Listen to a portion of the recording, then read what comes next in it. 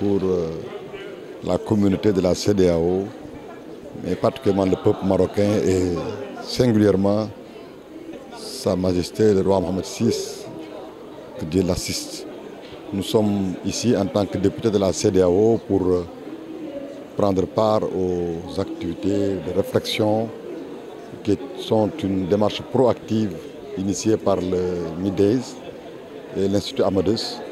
pour parler un peu de la perspective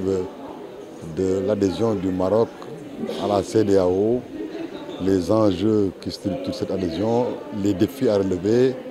et ce qui peut en découler. En ce qui me concerne, j'ai fait une communication axée autour de la problématique des infrastructures et de l'investissement qu'il faut,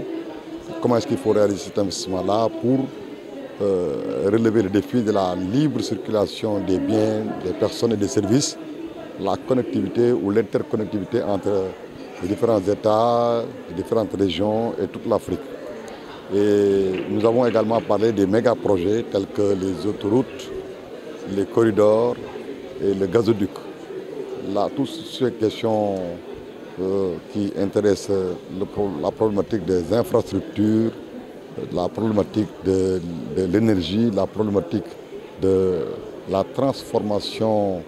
de tout ce qui est produits agricoles, tout ce qui est matière première, mais le tout dans le cadre d'une chaîne de valeur qui puisse prendre en compte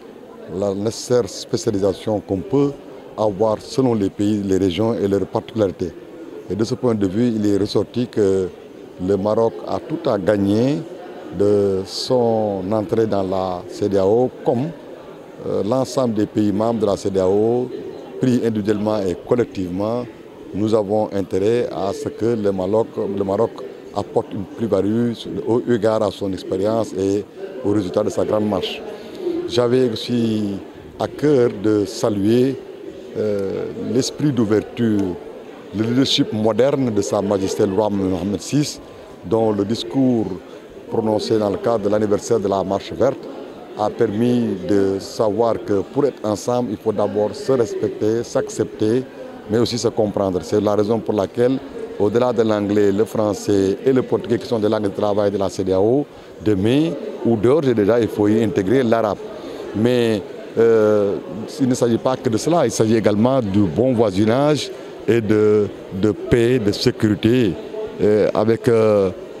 la nécessité d'intégrer toutes les résiliences. Sous ce rapport-là, le roi Mohamed VI, que Dieu l'assiste, a lancé un appel à tous les pays voisins et frontaliers avec le Maroc, et particulièrement l'Algérie,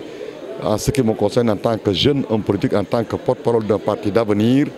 Je voudrais saluer cette démarche et exhorter les différents peuples, les différents dirigeants, à savoir que ce qui nous unit vaut mieux que ce qui nous divise. Et ce qui nous divise n'est que factuel, conjoncturel, et il faut aller dans le sens de l'histoire. Le sens de l'histoire, c'est le brassage et le destin commun. Voilà donc ce que j'ai développé ici au nom du Parlement de la CEDEAO, dont je suis membre, mais également en ma qualité de maire et porte-parole du Parti socialiste du Sénégal.